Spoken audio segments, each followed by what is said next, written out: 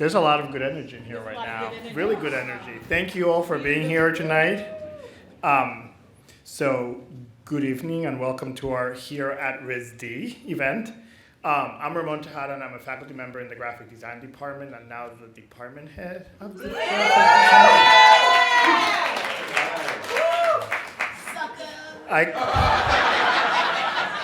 It's called a lot more emails on lots of spreadsheets. Dr. Miller, welcome home.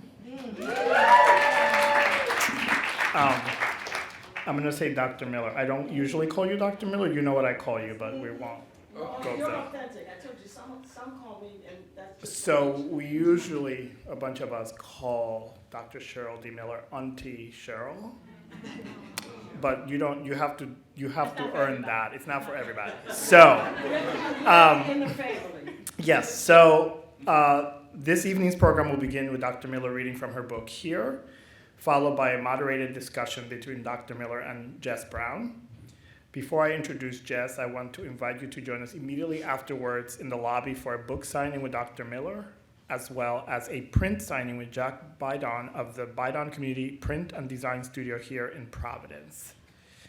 And now I'd like to introduce tonight's moderator, Jess Brown.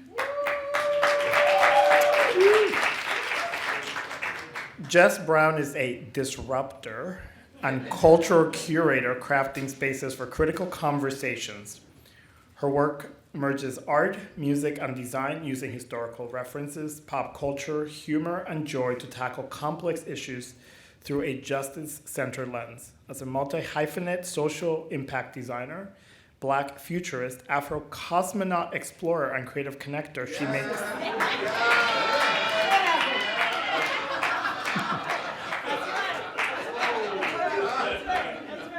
This is a rowdy crowd. We love that here. She makes ideas visible, solves problems through innovation, and champions equity with life-centered approach. Activism, organizing, and truth-telling are at the center of Jess Brown's design practice. Formerly a toy designer and project manager of product development of licensed brands at Hasbro, she left that position in 2018 to begin her teaching career at RISD, where she felt that she could be of service in helping young designers find their voice and values at the beginning stages of their design journey.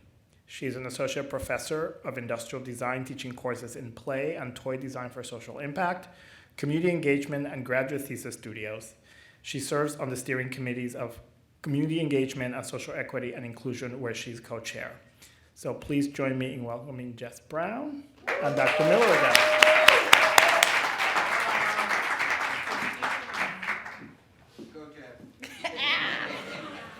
How we doing tonight? We can do one better. How we doing tonight?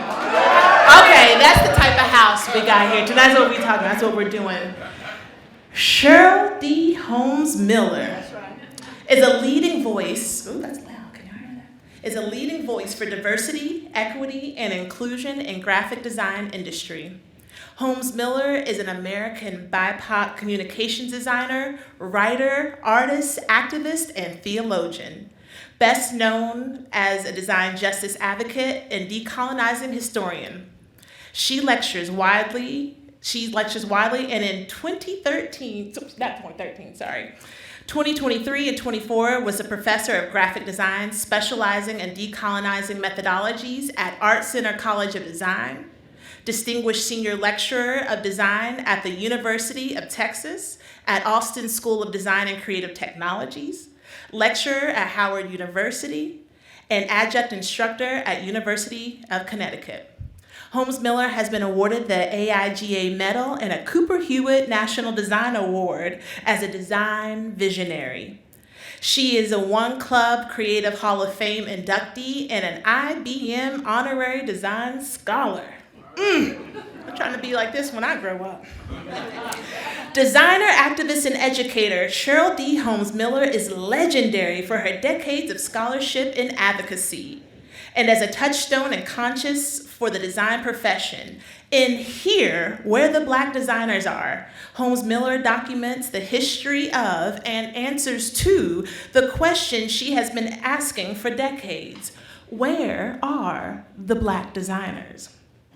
Holmes Miller explores this essential question through a lens of her own development as a designer and a leader, beginning with her own family and its rich multi-ethnic history. She narrates her experiences as a design student at the Rhode Island School of Design, Maryland Institute College of Art, and Pratt Institute, no big deal.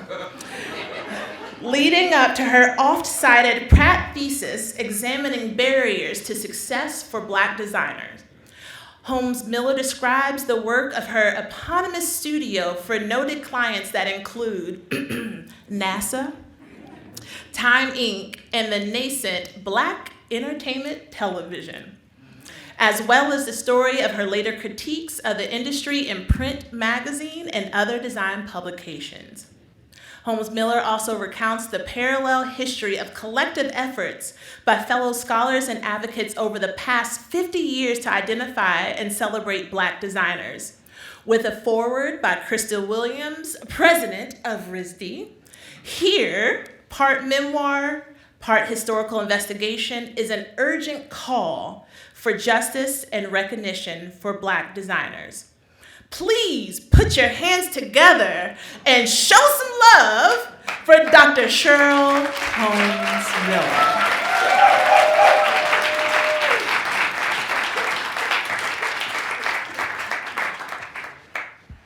Now you start, Ms. Miller. Thank you, Professor. Thank you. That's the best one yet. Appreciate y'all. We've been across the country, and we want to thank you. And for everyone who is here tonight, you know, time is precious, and you know, we're on a roller coaster ride right now, and so up and down. If you have, you know, someone to hold on to while you're going up and down with whichever way we are. I thank you for spending this moment with me and allowing me to share. Well, this is an important community for me to share this work, and I want to leave you with some history that I want the next generation to embrace. You know, I recently saw a TikToker. He was about 26, 27, and he was charging his generation to maintain, even though he says, you know, our generation knows Netflix and Shein and Disney Plus, and we didn't pay the price for that. And we must maintain. And what we're experiencing now, I'm very fortunate to be alive to tell this story, to remember that we're in a Back to the Future moment, and I didn't expect to have to live the life I did when I was 10 years old, but I am right now. And so with that, how would you like me to start? Did you want me to read? By reading your passage. Okay, so one of the things that Professor Brown and I had an opportunity to talk about, which is we've been across the country sharing the book. But this is 2025, and a lot has happened in the last 2 or 3 weeks.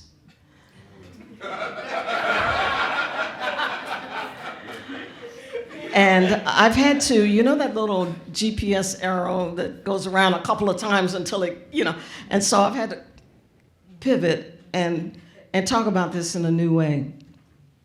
I'm reading from, I want to share, and I had an opportunity, we had a workshop here. I wanted to share the generation that was in the workshop. I said, you know, I'm here today, I'm happy to see you. And the community was mixed in the workshop. And I looked at them and I said, I want you to know that, and we had some zines from another book signing and workshop we were working on. And I said, I want you to know that you're here, and there was a price to pay for you being here. and the freedom that you experience being an artist in full, however you define that. I said, I want you to know that it wasn't like that here when I was here.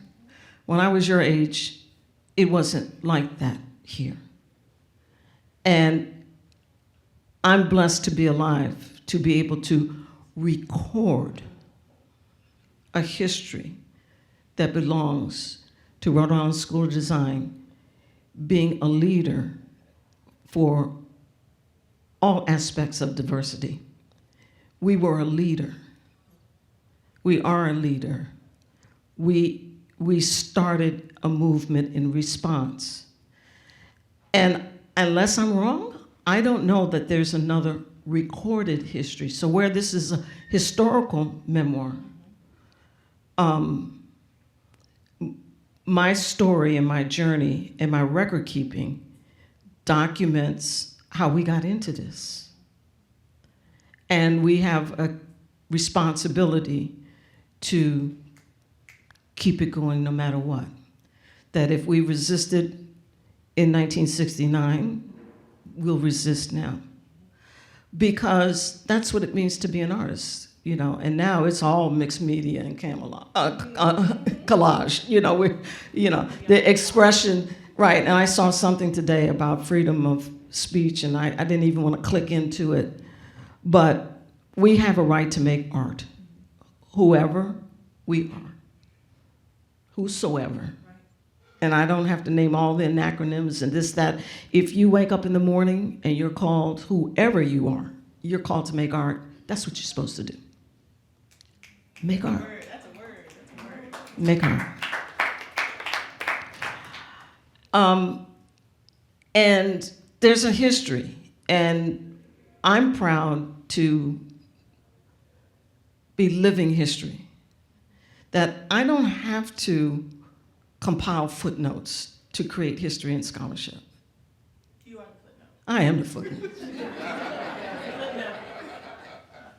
And part one is, I've been feisty like this, unapologetic, and authentic. And I'm a bearer of truth. And that's what is the charge that allows light to show us the path. RISD, we're not new to this, we're true to this. And I've documented the journey. Page 52.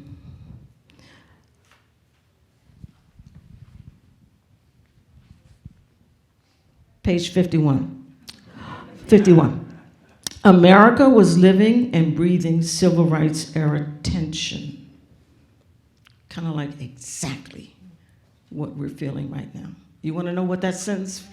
Exactly. And my father asked me an important question.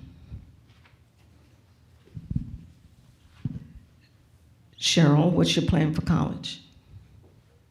After a bit of research, I learned of Rhode Island School of Design. I discovered that I could earn a BFA, which would satisfy my father's interest for me to earn a bachelor's degree. Studying art would be my greatest passion for college. Actualizing the answer to my father's question began the competitive tension in my high school art classroom studio. Yet again, I had no idea that a nightmare drama of racial inequity was transpiring at RISD. All I wanted to do was draw and paint pictures. I didn't know I was stepping onto a treacherous path, a tumultuous path, where Jim Crow met Black designers at every turn. Dorothy Hayes' 1970 cadre of graphic artists could have easily been my mentors, but they were nearly invisible as design practitioners of the era. By 1970, Rhode Island School of Design was one of the first leaders. I haven't done enough research to know if there were others, so I always say one of the first. One of the first leaders in art school student protests. RISD had been experiencing its own student civil rights tension, a demand for diversity on campus. We are not new to this. We are true to this. You should know that. We have a history. In 1969, RISD's Black History class, in 1969, Professor Stanley O'Aaron, a PhD scholar from Brown, taught RISD's Black History class. A May 1969 headline in the RISD student newsletter, the Designer's News, read, "Student Group Turns Activist." The Black History class was demanding scholarships for Black students to attend RISD. By October 1969, Professor John Torres was hired as the director of the Third World Program and RISD's first administrator in charge of recruiting Black students, beginning a campaign called Operation Pilgrimage. And by 1970, the Minority Recruitment Program had launched, but not before another demand. See, when we've been through a couple of eras of demands. Again, demands are no new thing here. RISD had a demand, and it was the students out of the Black History class that turned activists, and they made a demand. In the RISD archives, a newsletter exhibits the legendary student letter headed, "We Demand." Now, you can believe me or not, but I was here. Okay, so you go up to the archives, you can look for the artifacts, you can read other books. I was here. That's the name of the book. Here. Don't be looking for me, I'm here. We demand. In March 1970, this letter demanded more scholarships for students from Providence and Rhode Island, as well as from around the country, to attend RISD. The student demand for diversity resulted in RISD's first minority recruiting program I was a part of. In 1970, I landed on the front lawn of the RISD freshman dorms. I was in the entering class of 1974. So in 1970, I entered the class of 1974. Rhode Island School of Design was responding to student demands for a more diverse student body. Page 64, you can see my high school graduation picture. Thanks for RISD Archives. Page 53 is the demand letter. And let me look closely. At the bottom, the whole book is full of acclamations, okay? Because I don't do fake news. If I tell you something, it is so. And publishers of both of my books, we vetted everything. Images. Can you give me a footnote? Can you prove it, Cheryl? Every memory I had to prove, okay? There are Suzanne, Judy, Starletta,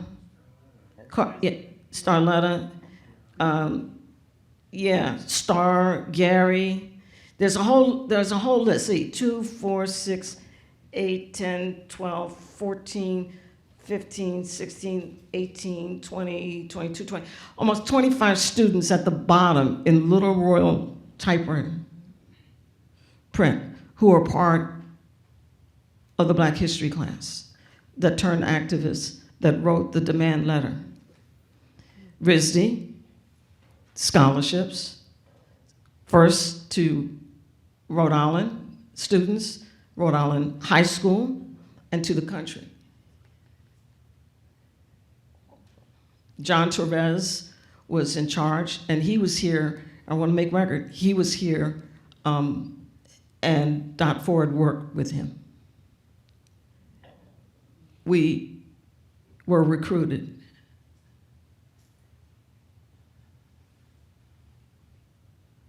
I landed here. First day. We're in freshman Waterman, and I haven't been up there. I understand it's been reconstructed, but you would walk in, and to the right was kind of like a living room. And all of us had come, and we were sitting. And I don't know who the welcome wagon was. I don't know whether it was admissions or student affairs. But I remember her. She looked and she says, "Welcome to RISD. Half of you all will not graduate or be here." Welcome wagon. And I looked at one of the students in the workshop, and I said, "Nothing has changed." I said, "Don't you dare, you're finishing, and I'm sorry you were homesick."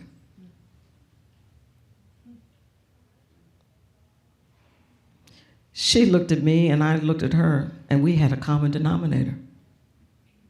I said, "Don't worry." I said, you came here to get smart. Home is your next step in figuring out your future, having graduated from one of the best schools in the globe. I'm sorry you were homesick. I'm sorry you felt alone. But you did it. That's my reading. You have some questions? I'm ready. Okay, that's your footnote. We're not new to this, we're true to this. We have a history of being welcoming, diversity, inclusion. We're in the crosshairs. All right, we're gonna dig in. Cheryl has answered 5 of my questions already, so we'll figure that out in the slideshow. Let me go ahead and get that first question. So at the State of Black Design conference that you and I were at last year, I went kind of at a crisis, what I felt like was a crisis in my career, feeling like I was the only one, and feeling like I was the only one in my department. And I went being like, where are we? And I wanted to see myself, and I felt like I was underrepresented. And I sat next to Cheryl at the conference, and I was saying all these things like, oh, where are we, where are we? And you took my hand, and you said, look around, we're all here. And we were all here. And then you said, we're gonna be okay. And then you said, we are okay. Yeah. And that changed everything for me at that moment, to be like, just open your eyes, you're actually here. And so Where Are All the Black Designers, you wrote a book talking about that very thing. And how are you uniquely situated to be able to tell this story? How am I? How are you? The fact that I'm still here. Yeah. And I had a quest to find out why erasure? Why are we missing? Why aren't we in the canon?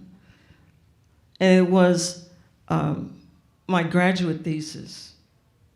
I finished Pratt graduate program. I was just at Pratt last week, and my senior design teacher was retiring, Elisa Zamir. And I told her that I wanted her to be proud of me because she had given me a chance and had given me a break at a time in my life where I found myself in New York and didn't know exactly how I was going to figure out New York. She hired me in her firm, and she was my senior design teacher, a professor, and when it was time to graduate from the program, the department and the chair, they came together and told me that I could not do a design project to graduate. And I was not surprised. Tom Manassi was the chair of the design department at the time, and he said, Cheryl, we're going to put a demand on you. You must make a contribution to the industry. And doing a design project to complete this program would be too easy for you.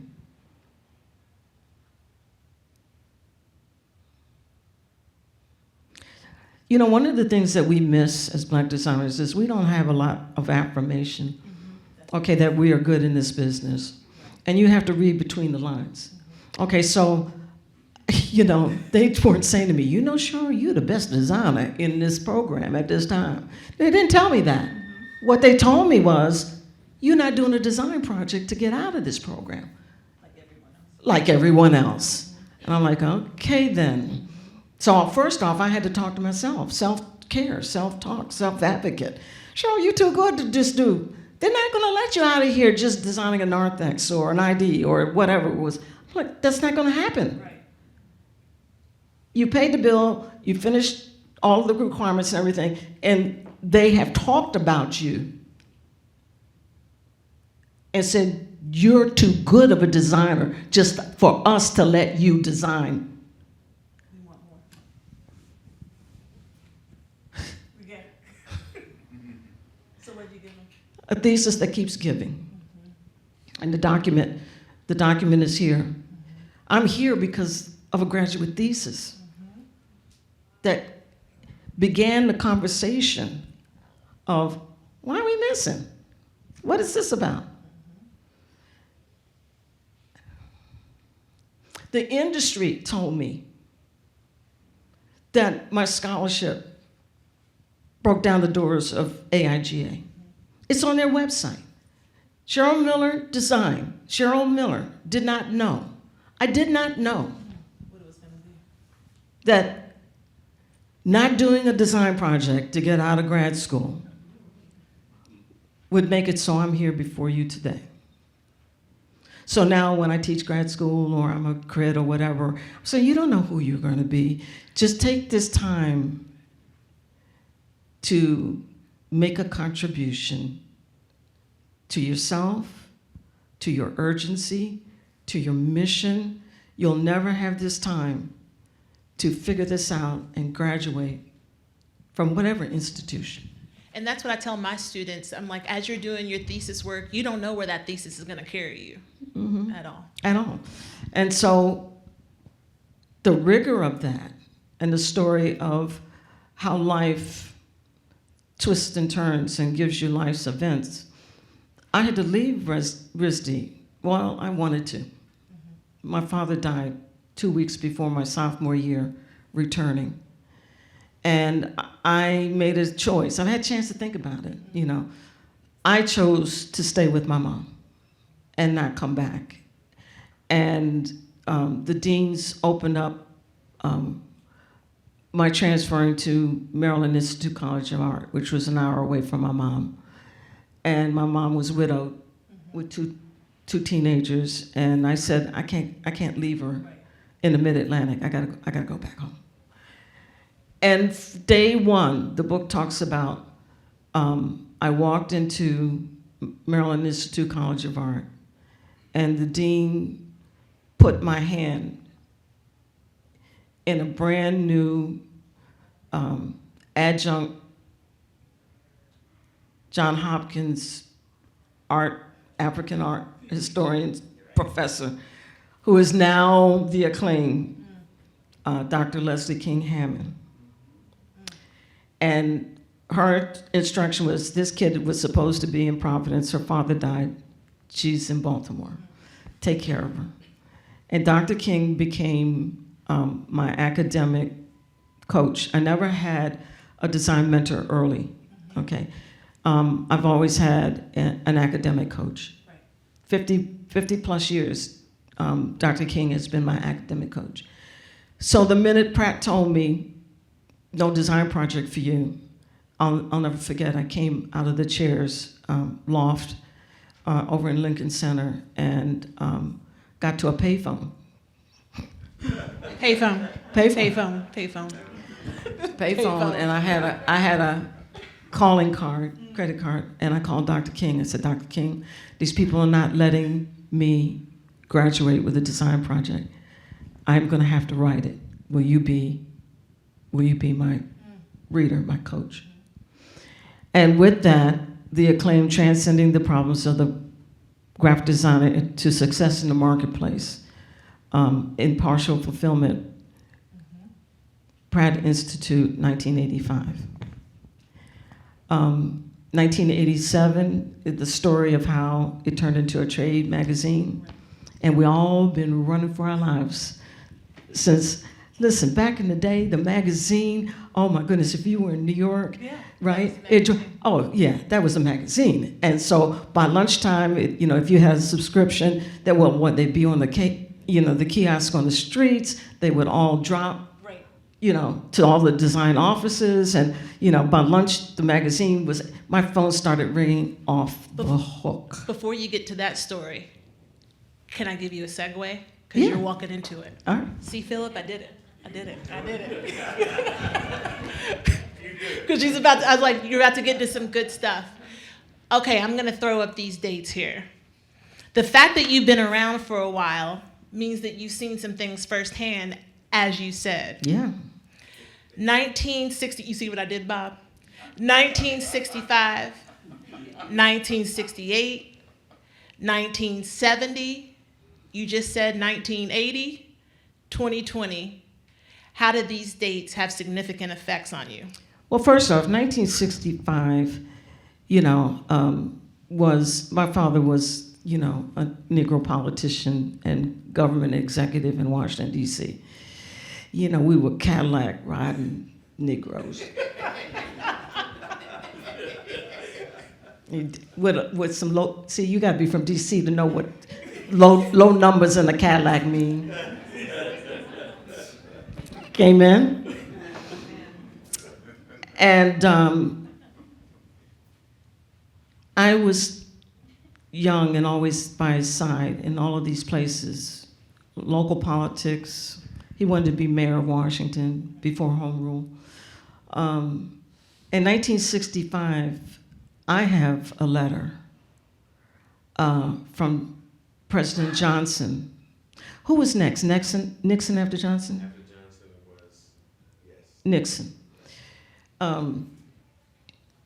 Johnson wrote Nixon, keep Horace Holmes in position. He's been put in place by the administration. We're talking about the years of the Civil Rights Act. We need that letter today. Mm-hmm. I said we need that letter today. Yeah, we need Horace Holmes today, too. So I lived through that, and at my dinner table, and Papa coming home with D.C. and federal conversation, and Walter Cronkite, and images of German shepherds and hoses, Vietnam frontline footage, along with Camel cigarette ads. What's the next year? That's 65. Listen, I've documented footnotes. Don't buy a history book when somebody just compiled. Okay, you want Cheryl Miller's footnotes? Okay, I was there. Because we had MLK, RFK, JFK. Okay. So many things were shifting. Oh yeah. You've got the movements. You got the Afro Cobra. We're doing Black Arts. We're doing Black Art. You're coming into RISD. I'm coming to RISD. Yeah, they killed Martin Luther King. See, Martin Luther King, this is what happened. And we double dated.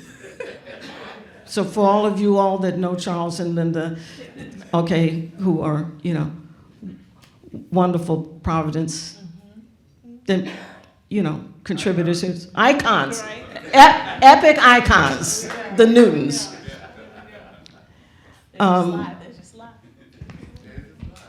They'll attest to this. The minute they killed Martin Luther King, we walked into a season of reparation. And all of the schools came into Washington, D.C. and urban areas and pulled out SAT, most likely to succeed kids, and gave us all opportunity to apply because the schools opened up. So the first reparation was, okay, we're going to go into the community and let the kids get an education. Honestly, all of my friends are doctors, lawyers, Indian chiefs, and then some. 1, 2, and the third. Right. Okay, all right. And we were brought up and given opportunity. But they had to kill a black man to do that. Okay? Which puts us like when we were at 2020. 2020. We saw the same thing. Yeah. You saw the exact same thing. It's a playbook. Yeah. Yeah, it's a playbook. And so 2020, honestly, they killed George Floyd, and then all of a sudden everybody's looking for Cheryl Miller again. Cheryl Miller, you've been doing this work. Been here. What say you? What see you? And I saw but just as reparations rolled, I knew it would only be but a whisper, and that we would be here right now. This moment. This moment. Because back then, we lulled in. We got complacent. We got complacent. We got complacent. And we gave you a black president already, so be happy. Right. And a part of what we've been talking about is in that complacency and asking, what do we do? What do we do? Where do we go from here? And you're like, look at what we did before. And so what is the power that graphic designers and artists have had back in the day, your term, during moments of culture shifting and civic unrest, civil unrest?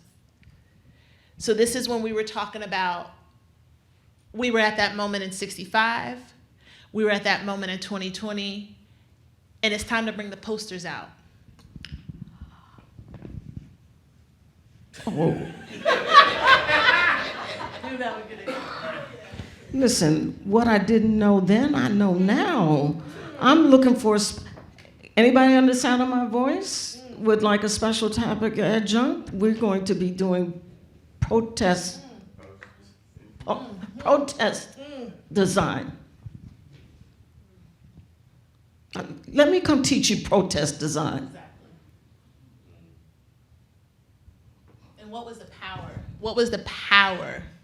Well, this is how we took action, or how the community took action. You have your resurrection? I got you. You got me? I got you. Okay, listen. Well, nobody gonna be in D.C. It's Resurrection City. Now you go down to if they don't mess with the Smithsonian African American Museum up on the 6th floor. Okay, you come around, no, it's the gallery down. I forgot, it's the gallery down. You come around and toward the end, you're gonna see the posters, the murals for Resurrection City. Oh my goodness. New meaning to Basquiat. Beautiful, beautiful murals. Yeah, what was happening at Resurrection City? Oh, listen, the Poor People's Campaign, they came in. You remember? Oh my God, they wouldn't leave. The parks, they DC in the house. Anybody as old as we are? Oh my gosh, they took over the mall, all over these tents. Okay, along the reflect. Listen, the Park Service couldn't get them to leave. They pitched a tent. It was the new development, and oh my God, but the art for it. Oh my gosh. I had to have lived through it. That's the only thing I can tell you. It's a course all by itself. The art of Resurrection City. And it wasn't just the art. You said the posters also influenced the fashion. Oh yeah. Influenced the culture, the music. Everything was a protest. Like protest took on so many different forms. Oh, protest fashion. We had Ebony Fashion Fair. Our response to the psychedelic movement. We had dashikis. And listen, I'm celebrating what I didn't do when I was 17. Listen, I wasn't coming to RISD looking like this. I didn't know, but I'm back here now. I know now what I didn't know then. I'm a Panther girl, okay? All right, okay, all right. You could choose how to look. Okay, so the white folks were doing psychedelic, and we knew meaning to Afrocentric dashiki and then some in the bell bottom. Okay, all right, and you could come this way. Right. Oh, I'm this way here today. I'm too old to be nice about this. You all making me go through this again? Okay. Ebony Fashion Oh, Fair. it's okay. I'm going back and forth. I'm just trying to. Okay, so you know, you want to look smooth and groove? Yeah, look, Ebony Fashion Fair. Do you know the height of the growth of the African American community through Jim Crow? Motown, oh my gosh. We danced, we made music, we made money. Well, what are we fretting about? We had style, we had fashion. Style. We made money. Anyway. I keep telling you, Daddy had a Cadillac and an Eldorado and then some. Then I'll put it on you. Huh? Oh yeah. Listen, one of my kids came. I said, let me give you some history lessons. Otay. Anybody know who Otay is? If you know who Otay is, raise your hand. There you go. Where you think this came from? Otay. Buckwheat. Little Rascals. Oh yeah, and Basquiat and Rebellion and Resistance. And Jay-Z, oh listen, new meaning. Oh, everybody, Otay. It's not new. We're true. It's not new. We're true. Thank you. You're welcome. Thank you for the lesson. Oh wow. That's right. All right, Dorothy Hayes. Yeah, this one's good. And you touched on it, but we can get back into it. Okay, let me tell you. Professor Mahler Ryder. Yeah. Let's talk about this. We demand. Let's talk about this. As Dr. Miller already said, a May 1969 headline in the RISD student newsletter, The Designer's News. Andrew, can we fix that buzz? Okay, thank you. Student group turns activist. In 2016, there was the Room of Silence and Not My Token.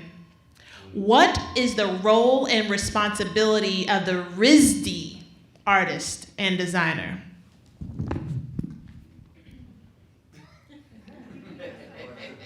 Keep making art.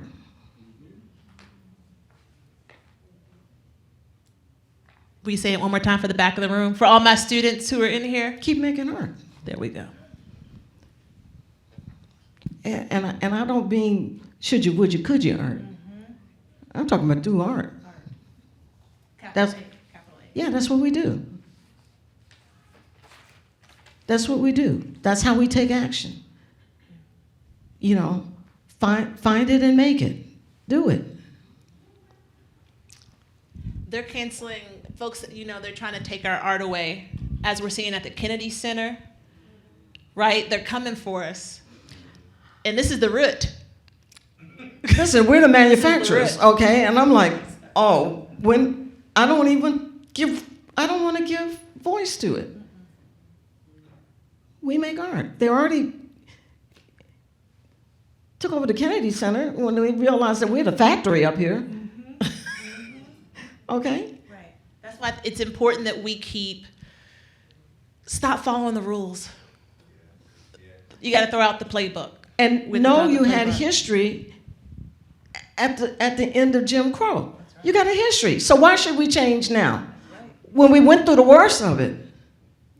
This is who we are. This is who we are. They killed Martin Luther King. And they asked all of us to come up here. Okay then. Otay. And it's the grace of God that I'm alive to tell you this truth. Okay? It's the grace of God that in reparation, when they killed George Floyd, somebody said to me, Cheryl Miller, you got a book? After 50 years, I get a trade book. Do you know my peers? I won't even call their names. Do you know my peers? If you're in graphic design, you should know my peers. I'm not gonna give a graphic design history exam.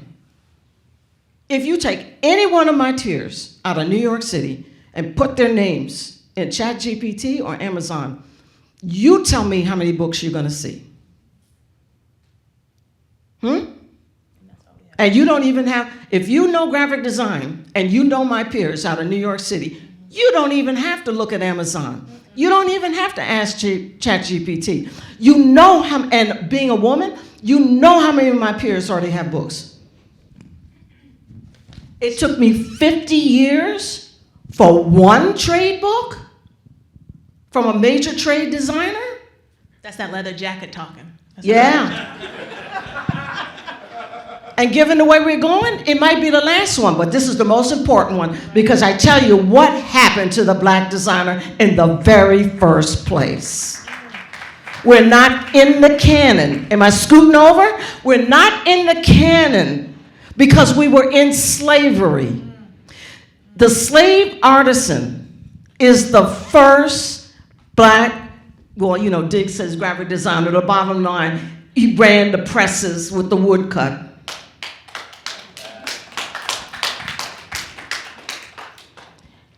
And you will have to read the in-depth how I know that I know that I know where to even begin to do the research. To identify that all along the print shops, we were there. And we weren't canonized. The story of the slave artisan, the runaway slave, W.E.B. Du Bois, he's a sociologist. His papers, trade papers, union papers, documenting after slavery. Can we send the slave artisan who knows the printing press, can we send them back to slavery because they are threatening the white man?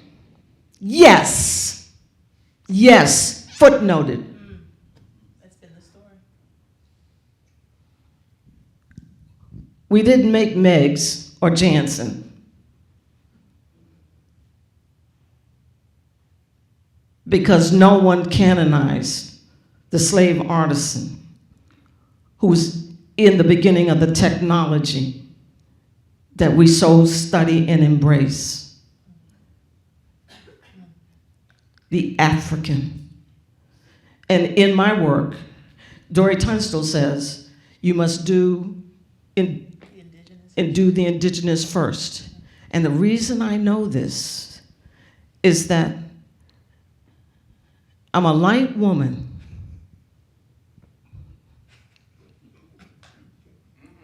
Only my hairdresser knows. But I have Ghanaian maternal DNA. I know my tribe. I know my family. I show you their pictures. They were slave artisans. They're coffin decorators. The research took me all in up what we call Down Island, looking for Danish records. Who's my family? Why do I have Ghanaian DNA? The Ghanaian brothers, they have a name for me, Queen something or the other. You know, Queen born on a Tuesday. They've even given me a name. Yeah. Mm-hmm. You got another question? So Meggs and Jansen, and if you all know art history, come on, they're now door stoppers. Meggs and, yeah, they keep the door open. They keep your door open. Meggs and Jansen, they keep your door open. Yes, they do. And that brings us to here and the dilemma and the opportunity that we're in. You recently met with former President Bill Clinton. Yes, I did. No big deal. No big deal. And we had you had a conversation with him about the current state of affairs. What insight did he have to offer to you? And what was your takeaway? Well, first off, we were there because President Clinton has two of my paintings in his collection. And we went down, we were invited to have a photo op. Okay, and I took him a book and he told me he would read it. I said, well, I got Washington, D.C. political story too. And so we spent the afternoon, with him between Secret Service and his schedule, and it was gracious. And Philip asked him, I'll put Philip on the spot. Philip is on what page? Every page. Yeah, he's got authority to speak. Yeah, he's got authority to speak. What page is he on? Yeah. Yeah, what page is he on? He's on every page of this story. Oh, here it is, page 57. Okay, page 57. There he is, came to visit me. I mean, came to visit me, all right? And there we are with our bush. You like that, right? Yeah, and yeah, proof. Yeah, he's been on a journey with me. And so we document, he visited with my future husband, Philip Miller, in the freshman dorms at Rhode Island School of Design, 1970, page 57. So, Philip, let me ask you, what did Mr. Clinton say? What did you ask him, dear? And what did he say? This is Philip. Hey, can we give him a round of applause? Hello. Thank you. We've been at this since we were teens. It's been a long time. But it was very interesting. When Cheryl gave President Clinton the book, he looked at it and he paused. And then he said, I will read this and I'll try to get back to you. So I said, President Clinton, what do you think about what's going on today? And he said, it's about our hearts having scales with light and dark on each side and keeping those scales in balance while walking in the light. The darkness now is nothing new. I'm from Arkansas, I know. So you know what he's talking about without saying it. He said, and he looked at Cheryl and I, and he said, wake up every day and stay steady and continue to fight. Treat people with kindness. This was off the top of this man's head, and he was poised and just engaging. So that's what President Clinton said, and that's what this book meant to him in just that 1 second. And yeah, let's put our hands together for him. And how I interpreted that and the way he kind of continued, he was very warm. And I said to Professor Brown, I said, this is cosmic. I'll wear my space socks. Thanks. I said, this is just for cosmic. the occasion. Just for the occasion. I said, we're in a cosmic story. Listen, this is the truth. We're in a cosmic story. We're in the story of God. We're in the yin and yang. We're in the positive and negative. We're in the good and evil. We're in the plus and minus. What part of history are you going to stand in? This is the way it is. Whenever was America great? For everyone. We've been at this. This is who we are. You have to say, okay, well, I'm going to be in the light, or I'm going to be in the dark, and stay with it.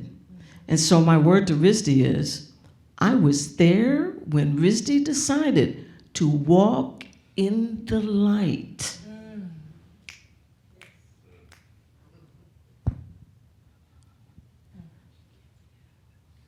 Jim Crow was stealing my community's portfolios, and they killed Martin Luther King. And RISD decided to walk in the light.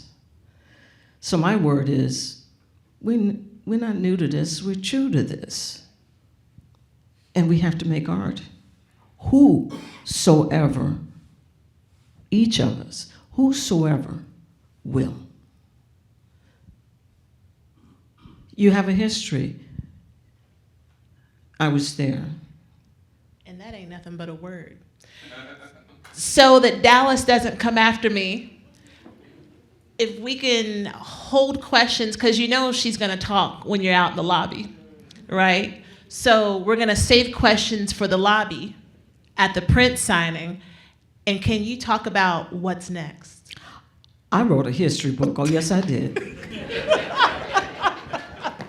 You don't come out of 3 art schools without knowing. You close your eyes and you know Meigs and Jansen, okay? You know how old and vintage that stuff is? You don't get out of 3 art schools without memorizing plates. Right, right. And I had an opportunity. University of Texas gave me an opportunity at the beginning of pandemic.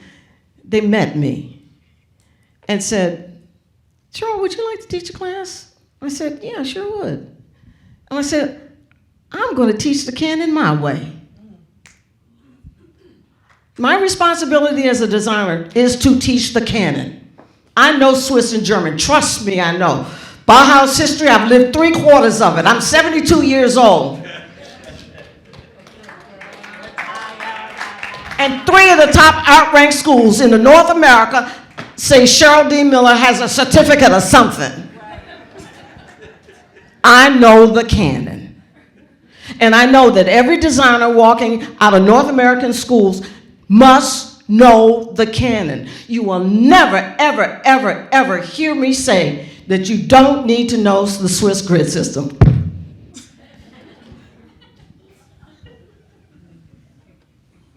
And Helvetica. I told IBM it was tired. Oh, yes, I did. And they made me a scholar.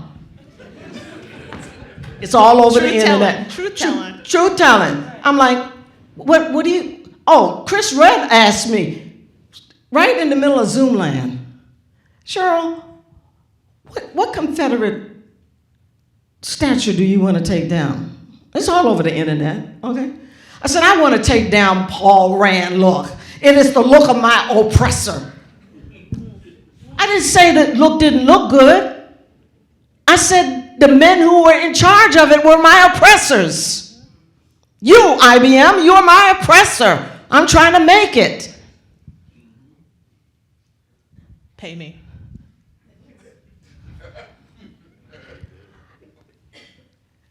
They said, can you speak to our global community? It wasn't the flush left, rag right,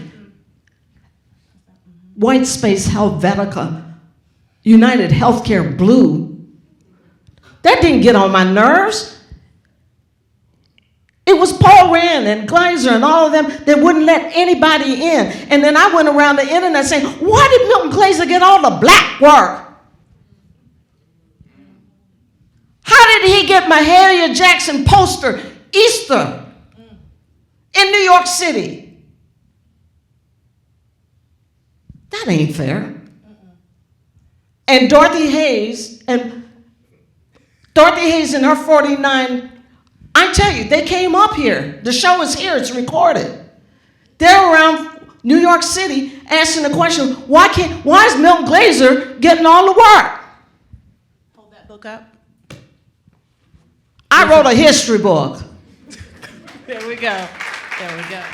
Now I'm going to teach you the canon, okay? But I'm going to show you what the forefathers with the technology did with it. But you know my favorite lecture is the Renaissance. If you studied in North America, graphic design, how many illuminations of Bible pages have you seen? How many specimen sheets have you seen of Garamond and Caslon? Back in the day, we used to have to make the serifs over and over and over and over and over and over again with wooden T-squares. Oh, yes.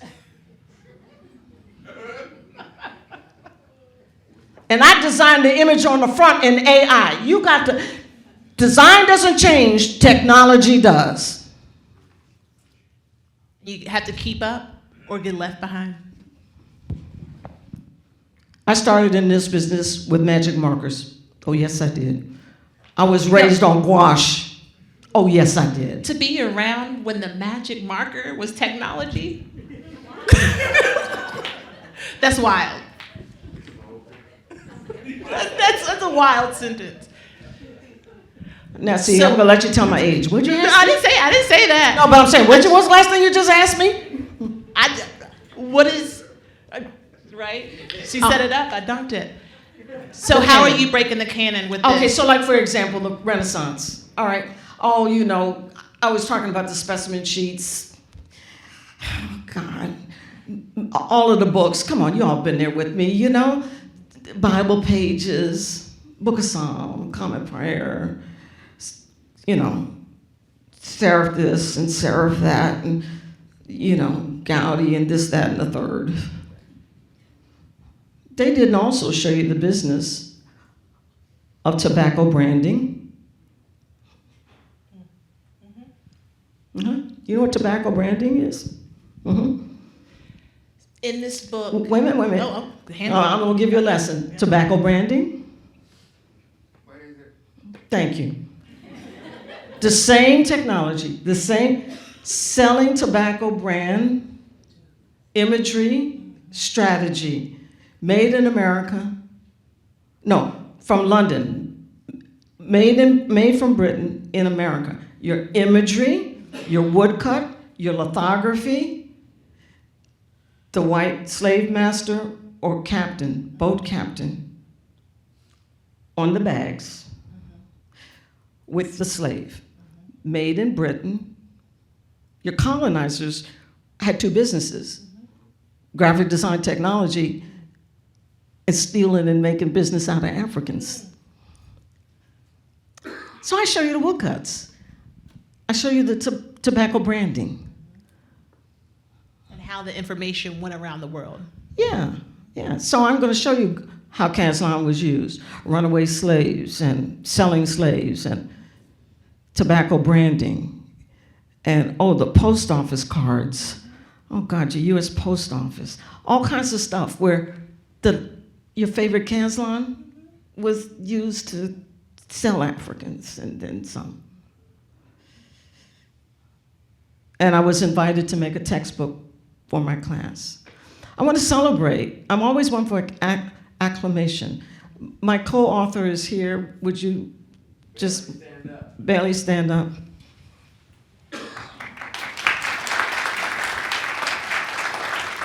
Long story short, the lectures that I created the class, this has been a whole 5-year project of both of these books.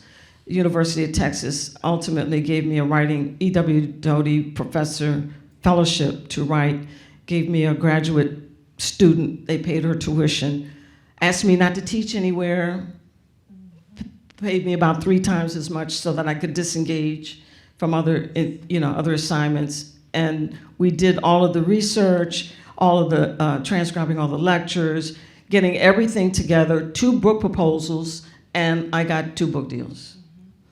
Kendall Hunt is the... Can we get a round of applause? Thank you. That's not 1, that's 2. Kendall Hunt is a textbook publisher, and they have a very unique format for not only the textbook, but they have an interactive ebook that allows us to develop an asynchronous e-learning annotated dimensional book. And they assigned Bailey to me, and I said, Bailey, I told the publishers, I said, this is gonna be a lot of work to take my lectures, my writing, my research, to get it all together, and then to get it in the technology.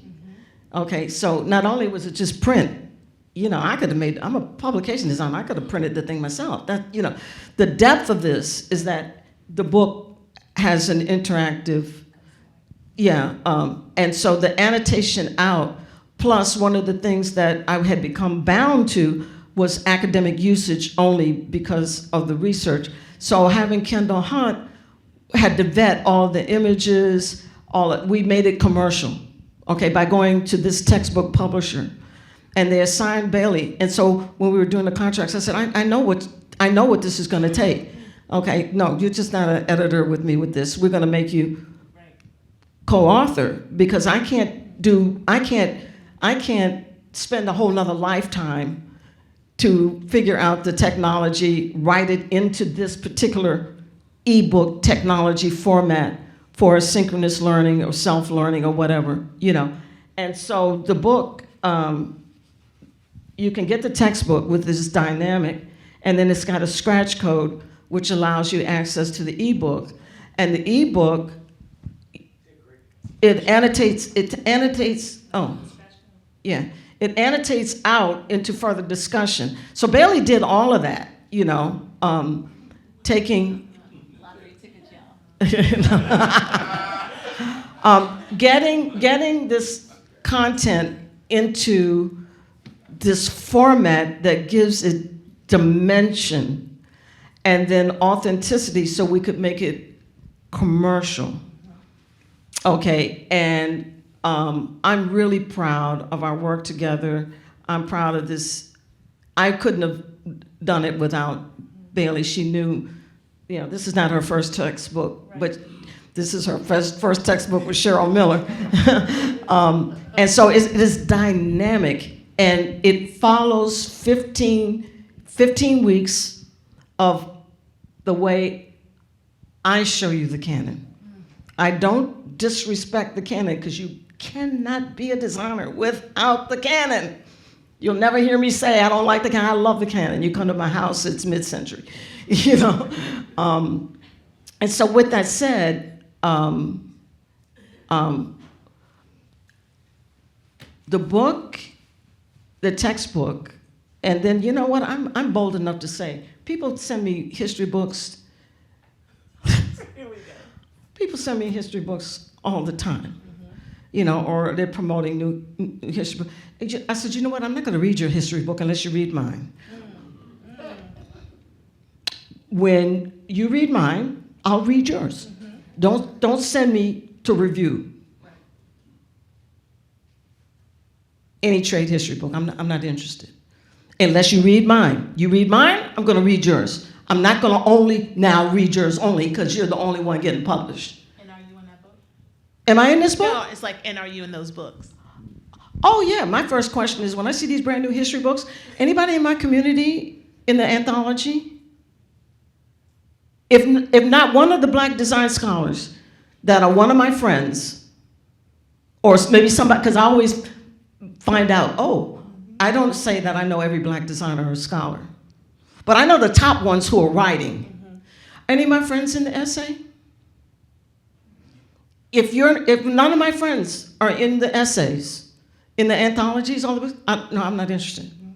I'm sorry, you don't get vibe, energy, and reach from hashtagging Cheryl Miller.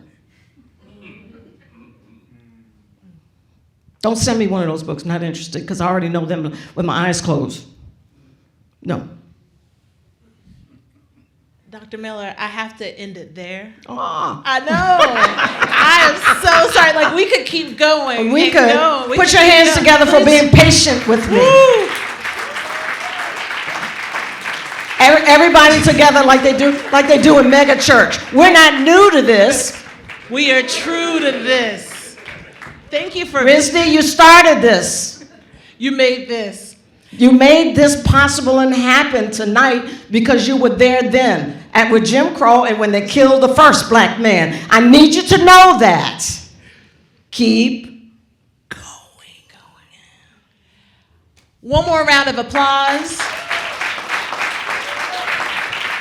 Thank you for sharing your wisdom with us.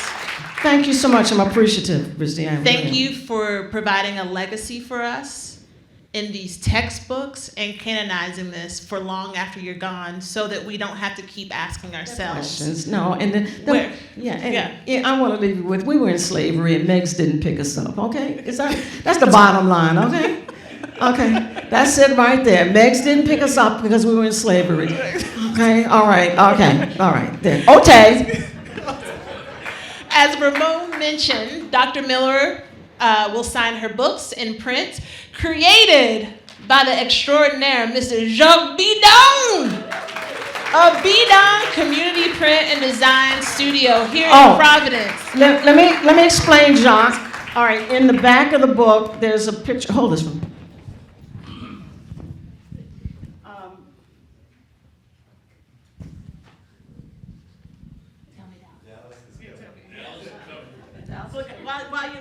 photo. All right. Oh, I have a public service announcement. There's a car about to be towed. You got a Honda M52 NRX Garden State from New Jersey. Is that anybody in here? Serves you right, Jersey. All right. Okay. Page 171. My quote, I was honored to do when I received honorary degree here with first with President Williams. My closing keynote, I gave a charge to the class of 2022 in my epilogue, page 171. Here's your charge, class of 2022. Living your life is your story. Living your life for others is your legacy. Leave the best legacy possible. I did my best so you can do better. That quote comes from my father told me, Cheryl, I'll support whatever you want to do, just be the best. And in the keynote I said, well, Papa, I don't know whether I am the best, but I did my best. And so the quote is, I did my best so that you could do better. Page 171, my Angela Davis hair from the photo shoot, 1970, is on the back page, and Jock has printed from his letterpress. If you want a poster, I'll sign those too. He has those for us. I have, the bookstore has these for us so I can sign. If you're interested in the textbook, we have 4 of them that you talked to Philip about, and we have some flyers so you can QR code them. It just came out, and if you want to pick this up directly from Phil, he has 4 of them here for us at textbook price and QR code so you can order. And one of the things that I want to promote, that we did get a tremendous amount of Black scholars who have really, there's some incredible books, and with Princeton Architectural, I recommend 3 that I use in my courses. The key to keeping our sound, our voice resounding, is to use our books in your syllabus. If you don't accept the scholarship and canonize it, make a project, make a writing prompt, read a book. It's not difficult to incorporate new scholarship. It just means you have to not just cut and paste your syllabus. You have to think about it, okay? So my advocacy now is for the books from Black scholars. First off, can I just tell you this? If a train, I know, but I know, and I'm always charged with going over. Okay, I know.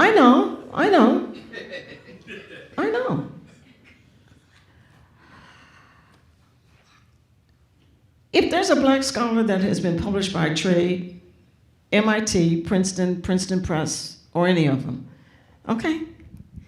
Do you realize what they had to go through to get a book deal as such? So we need to celebrate and support. Well, not even celebrate and support, they know something. So add it into your syllabus. Make a project, make a prompt. These books are not going, a part of my advocacy now is to use the books because they'll go out of print. Okay? And so I'm like, no, MIT is not going to just print books to do anybody a favor. Right. The scholarship is pristine. We have to run harder, research deeper. Okay, now I'll sign books. All right, I love we'll y'all. continue that. Before we go, you can go ahead and stand up and stretch. I'd like to thank the following for their support of tonight's event. The RISD Museum, thank you so much for hosting us this evening. Our sponsors, RISD's Alumni and Family Relations Office, y'all did the Lord's work. The Fleet Library, RISD Graphic Design. The Teaching and Learning and Art and Design Education, TLAD came through. And thank all of you for joining us, and have a great evening. Dr. Miller, welcome home. Thank you. We have reception and books for you. Anybody want, see Philip if you want a textbook. Okay. All minds clear? Ourselves accordingly.